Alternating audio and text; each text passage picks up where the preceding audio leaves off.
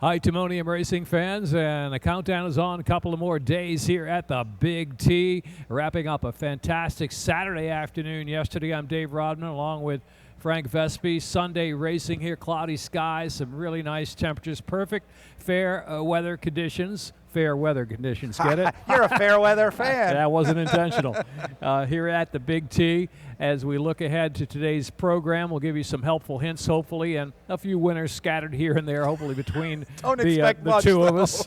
Yeah, a sprinkle here and there. Big day yesterday for J.D. Acosta, Frank, and he's just barely on top of the jockey standings with a triple yesterday. 6 wins, Carlos Lopez with 5, Angel Cruz 4, Kevin Gomez with 4, and the X-Man not far behind him. So kind of wide open in the jockey standings. Still wide open. How about yesterday's performance by Buff My Boots? Super impressive. Went to the lead and kept extending. It was in the featured A other than here for 2-year-olds, and it's been an eventful meet for trainer John Salzman Jr. That was a huge win for one of his 2-year-olds. Another of his 2-year-olds was pulled up out of the stake last weekend.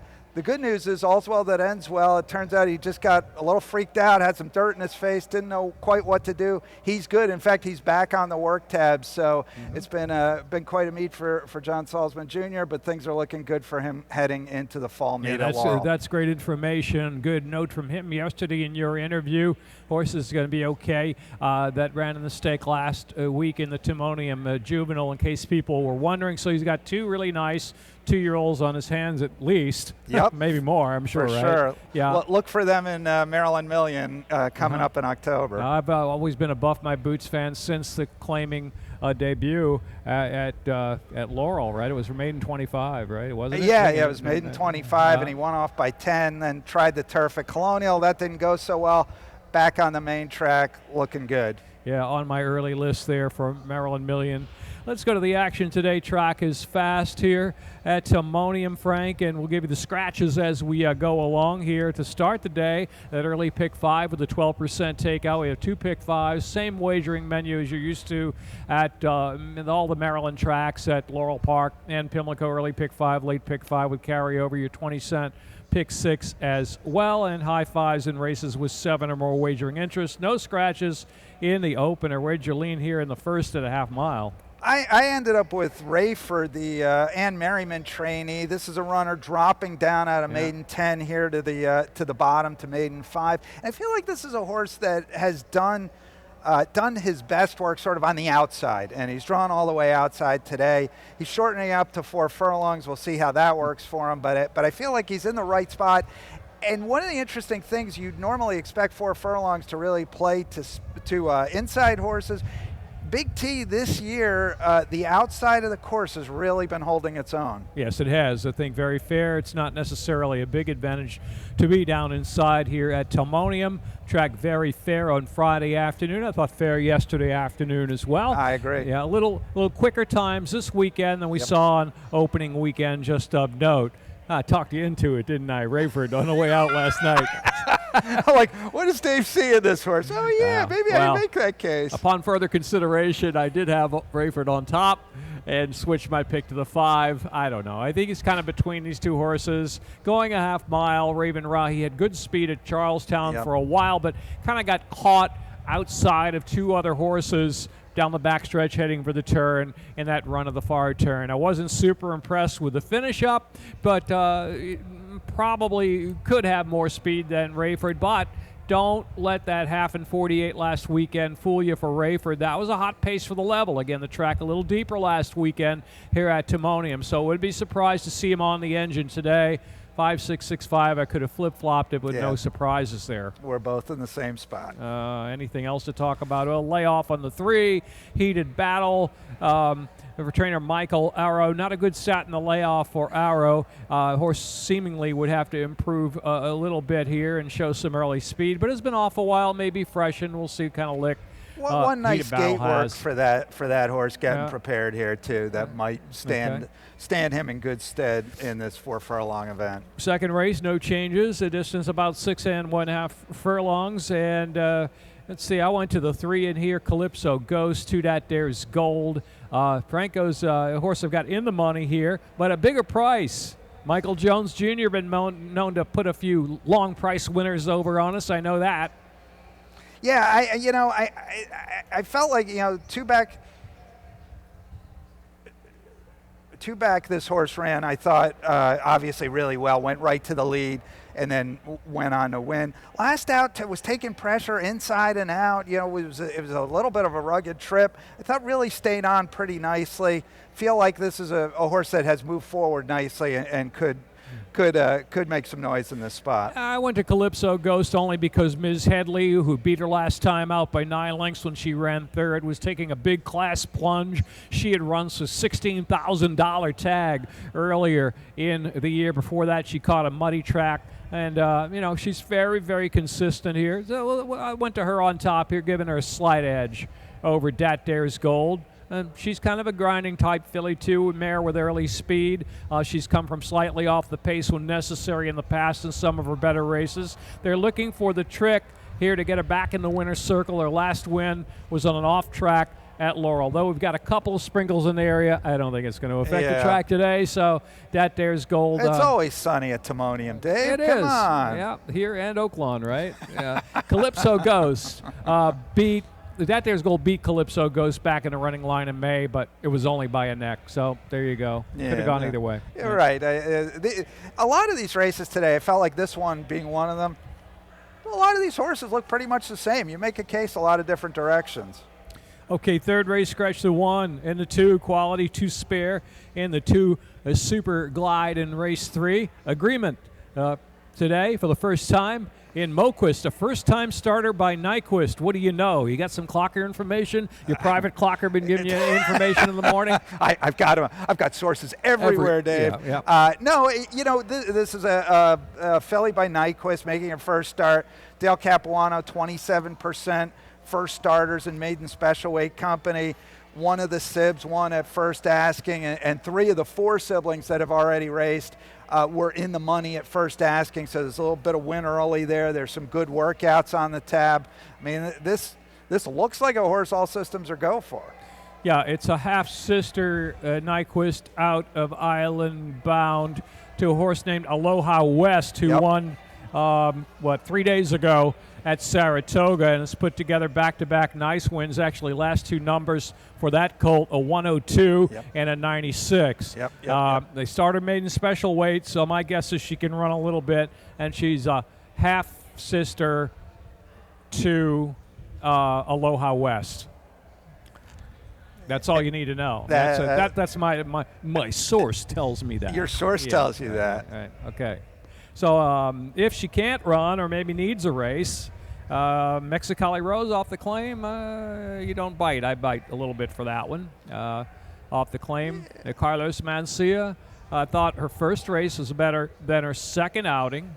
Her buyer number was. I really kind of liked her that second out. She might have been maybe a little rushed that race into the pace because she ran well off the pace in the debut. So what tactics will they take? Will she improve, stay the same in the new barn? Yeah, she's going to need to step it up, and this is a move they've made here with this horse. They started at a level, ran well, moved it up a level, ran okay, dropped it down and got claimed. So now it's a 2-level jump.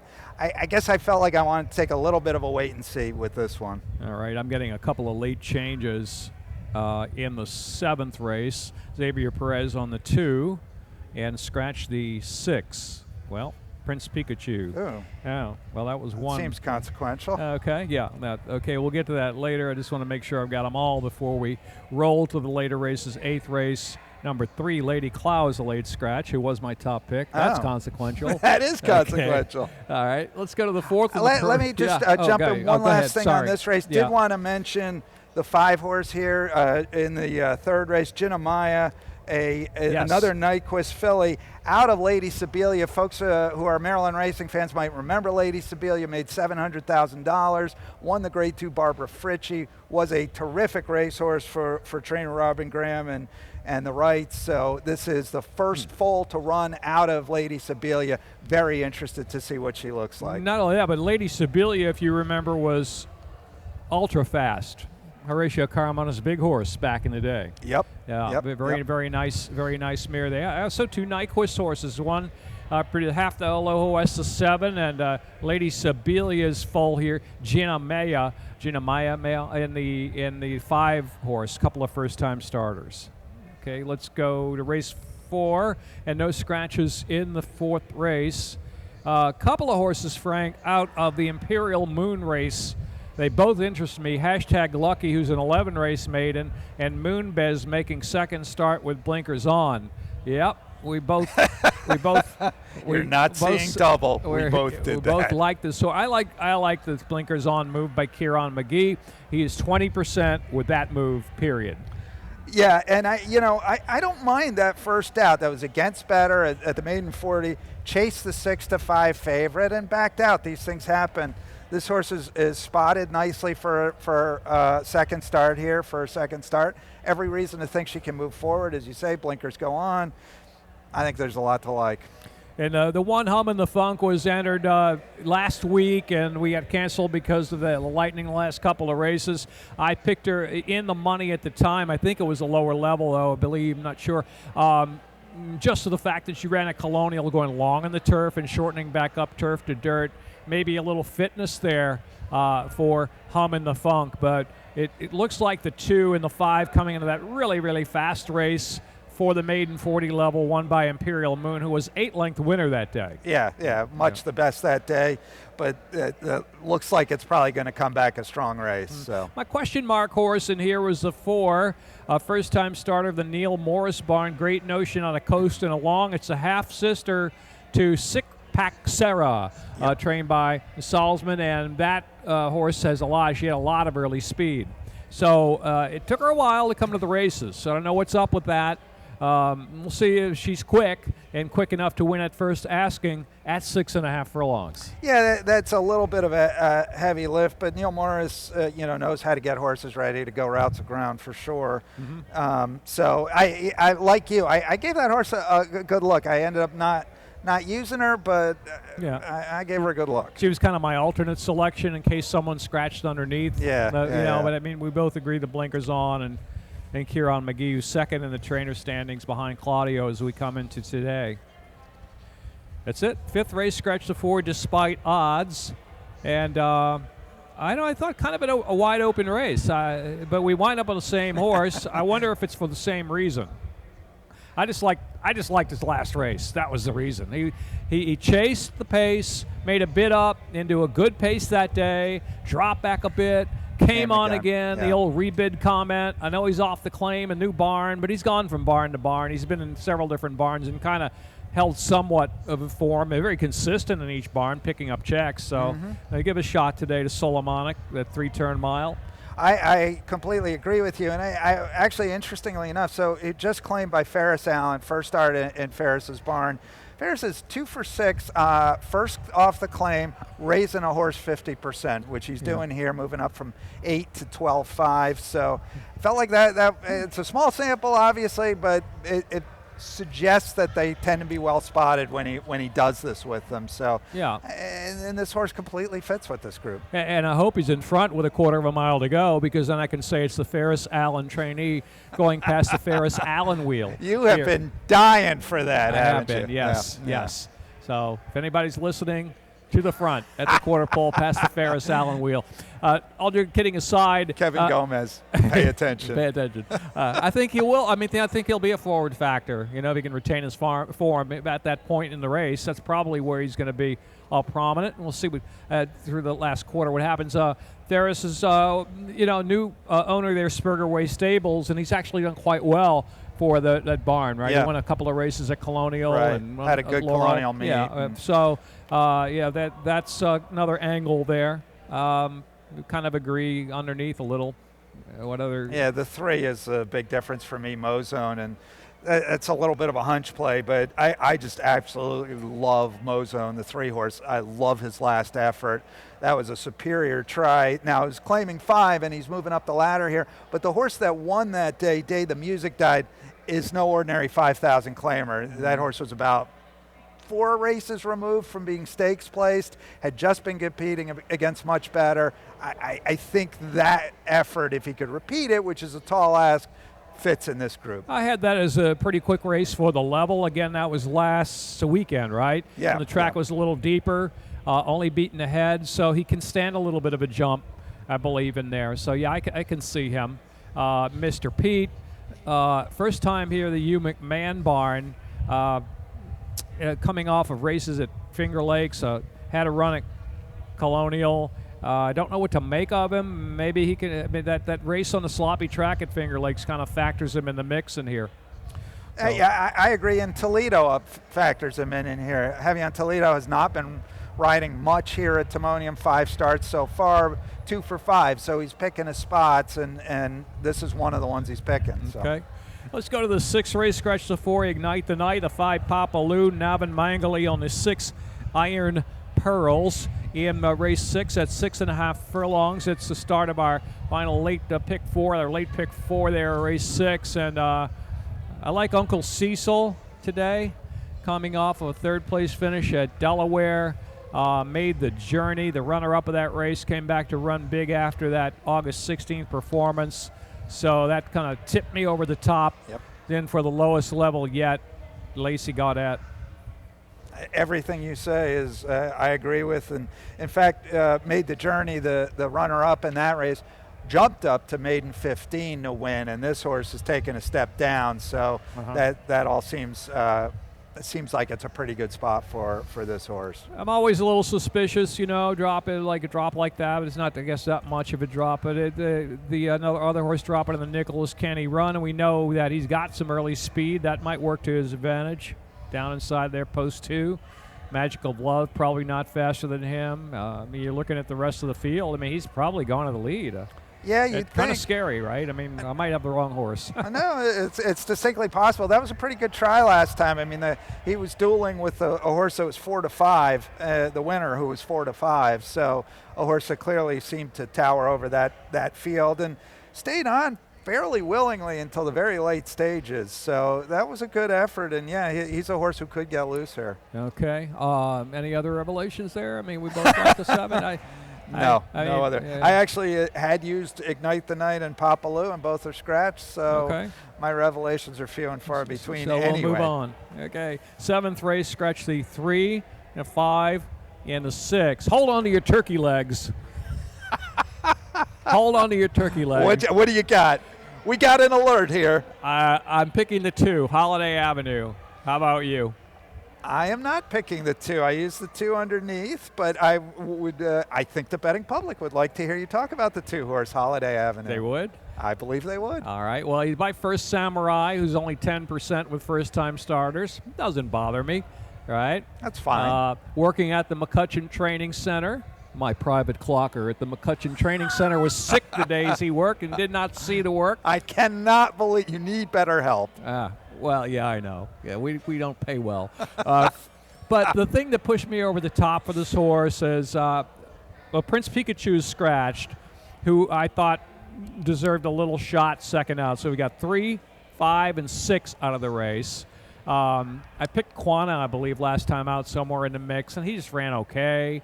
It was a process of elimination. Temple Aulium, a first-time starter, is predominantly turf, but I kind of like the fact that that the dam of this horse was pretty good. First out maiden special weight winner at Saratoga for Christophe Clement, and then after that they thought enough of the horse to run the horse in the Grade 1 Frisette and went off at 2 to 1 and finished 4th. And I think it was like a 7-horse field, something like that. So they had high hopes. So pedigree-wise, maybe this horse can run a little bit.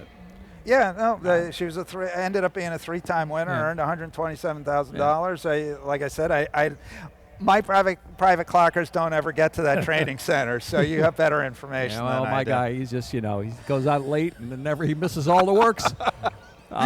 He really stinks at his job. Yeah.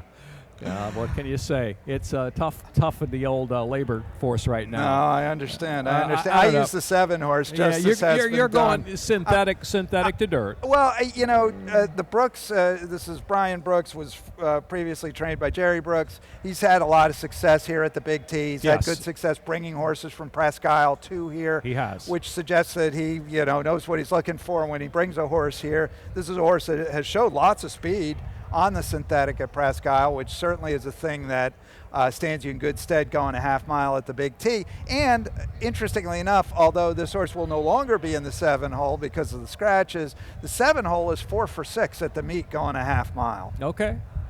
But he's not in the 7 hole anymore, though. I know, but it's it's a great stat. Okay. That's just not relevant. All right. Come on, Dave. Temple Aolima said it predominantly a turf family, but that doesn't necessarily mean that this horse is going to like long on the grass. Maybe he's got some speed. Hugh McMahon Barn, Joe Bessiker. I mean, they like to win. They usually have horses with early speed. He's a first-time starter. Yeah, and this is a half to a stakes winner who's grade 3 placed in Ice Mist. Okay. And have to, the thing they call me was Maryland's Love, I think, as well, was a decent horse, right? Yeah. So there you go. As the man told me when I asked him if his horse could run, he goes, maybe, maybe not. So I'm not sure about the two. It's insights like that are pure betting gold. Yeah. All right, 8th race, Scratch to 1, Live 8, and the 3, Lady Clow, and that was my top pick, Lady Clow. So I'm kind of... trailer's kind of taking my top pick out, and I guess I'm defaulting now into Bourbon Wildcat.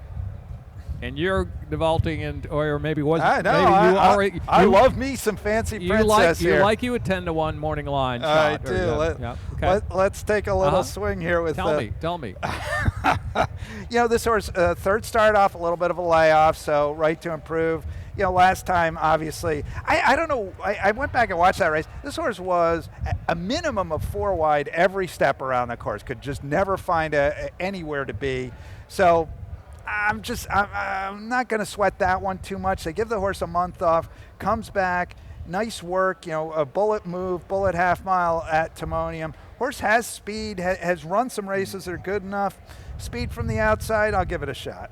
Well, the thing about this horse is it was originally trained by Bobby Lee Plummer, claimed out of that maiden 25, ran for Damon Dillon-DeVico. They thought enough to claim the horse back at a higher level, and they've never really given up on this horse, right? Not eligible to be claimed a starter allowance. Yep. No claiming tag today. And some of the horses that she's run against, very quick. Trip to Freedom, 3 back. That horse was very, very quick here in the Maryland circuit and was sold, went out to California, showed some speed there too. So, I can see that pick. The filly Bourbon Wildcat intrigues me in this spot. She was 4th, sitting kind of off a duel last time out. And Mistress Model, who to me I can never catch, right? She runs a big race, she runs a bad race. She's the bane of your betting existence. She's one of the Claudia horses I can't figure out. Apparently they do. So I thought that the race was okay. Sat off the duel, maybe, just kind of went a little bit green in the stretch, kind of over to the left lead a little bit. She's kind of a big filly, Bourbon Courage. So I don't know how she's going to react here at Timonium. But I thought the race off the claim on the turf was good enough to win this spot, assuming she can come back to decent dirt for her. I agree, and that last out was in A Other Than Company, now dropping into claiming starter, Never Win 2. I mean, this is a notable class drop that should be viewed as a positive, I think, in this case, because they're handling this horse the way you handle a claiming horse. They claim it for 16, break its maiden, put it in for 25. If somebody takes it, you'll take the profit 2 different ways. Looking at the scratches of the 1 and the 3 now, I might change the pace scenario a little bit of the race. If you can believe the Charlestown runner Volney, Dale Capuano, coming to the Big T for the first time. That last race, I know it was 20 cents to $1. Decent fraction for that evening, 47 and change. Bourbon Wildcat, don't know what I just think maybe they're going to go with Bourbon Wildcat today, looking at the race now with a 4-horse field. Yeah, it's going to be interesting to see how this plays out. It could be a little, although there are only 4, it could be a little bit scrambly up front. Yeah, well, Bourbon Wildcat was behind that scramble, and it was a 3-way scramble with Mistress Model, the horse I could never catch, Tamchar, and another horse that I can't read my writing about, some gray horse. Oh, Blushable. blushable. There was this three-way duel there. Right, Okay, right. So- This horse broke okay in that race, and others were just kind of quicker, and You're right. ended up sitting off it. And That's exactly what I wanted to say, but also it failed to took me switch. 5 minutes of rambling to say the same thing. Also failed to switch leads in the lane. Thank you. So, well, I'm yeah, here for you. yeah, it wasn't terrible. But okay, let's go to the 9th race, and Christian Geraldo on the 4 Scottsdale in race 9. Give me a winner in the finale. All right, I'm going. I'll make this as simple as I can. The 2-horse G Daddy. All right, so why? Kevin Patterson's a trainer. Kevin Patterson's a 40% winner in general. Okay, that's good. In fact, that's tremendous. At races more than 4.5 furlongs, he wins 28% of the time. At races less than 5 furlongs, so 4.5 or less, as this is a half mile, 48% winner and a positive wagering ROI. So you're showing me something that happens half the time and you make money doing it. I'm going to put money on it. You're getting a little bit of a price on this horse. Nobody gets a horse ready to go a half mile really fast better than Kevin Patterson does. Is he as fast as Big Hambone and or DC Fireman, or will it matter? I'm out on the limb of it won't matter. It's going to be Kevin Patterson. It's going to be on the lead. You're playing percentages. Yep. Okay. Big Hambone, good speed last time out at Pimlico, good fractions, 22-3, 45-3, very sharp, and it fell apart in the stretch. But look at the winner of that race, Rockenfellers. Been super, super sharp lately. The horse is on a roll. Has won several in a row. So Big Hambone, my tepid choice. But DC Fireman, we know from the way back mode, he was ultra fast back in the day. Now he's at a much Last lower couple, not quite as level. fast. Yeah, Yeah, not, not quite as fast Not away. quite as fast. But that was a Delaware. He's coming back to Maryland. Third off a layoff cycle for Kenny Cox and Bonicelli Racing, winner of the Timonium Juvenile, right? Yep. Connections there. Yep. So I like the third off the cycle. He's run against Big Hambone, right? You see that back behind Revolutionary sure. Road. Yep. Was right up there with early speed. I'm looking for speed rejuvenation today. Yeah, well, he's got the back class here, certainly. So there's no reason he could not show that again. And breaking from the outside, although no scratches in this race. No, right? no scratches So in that he's race. breaking from the magic 7 hole, 4 for 6. There you go. Okay. I knew I wanted to use that stat. Yeah, well, it comes in handy sometimes. Thanks for the research. Sure, I'm here for you. Okay. You want to be my private clocker down at the McCutcheon Training Center? No, I hear you don't pay very well. we don't. 30 minutes out to post time, and Collie Francois will be on the set here and looking at all of the races today, and I guess you'll join too. And you got some special guests. And Yeah, we got all kinds of stuff going on. Want to welcome the Halter family, Matt Halter, Megan Halter, and family here at Nick's Grandstand Grill at the moment. If you follow racing Twitter, you're probably familiar with the Halters. So welcome to Timonium, and welcome everybody to Timonium. their first trip to the Big T for racing. Yes. Right, And you know what, Dave, and I know you got to go, so I'm going to let you go, but we have had multiple people come up to us this weekend and last weekend say, it's my first time at the race, it's my second time at the races, this is so great. This is what Big T is about. It's about introducing new people to the game, and so we're really excited that people are coming out and enjoying the racing. Quick here. story of a friend of mine bought his son of the races yesterday, I tried to give him some winners, and I went 0 for 4. His son started picking names and numbers and was 3 out of 4. So there you go, including the 8-1 winner, game? right? So, Send that kid my way, because I could use the help. Well, I've already been in contact with his dad, and tomorrow's picks may be his picks, Bradley's picks. I like it. Yeah. I like it.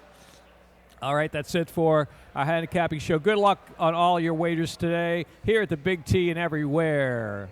Good luck, everybody. Good luck.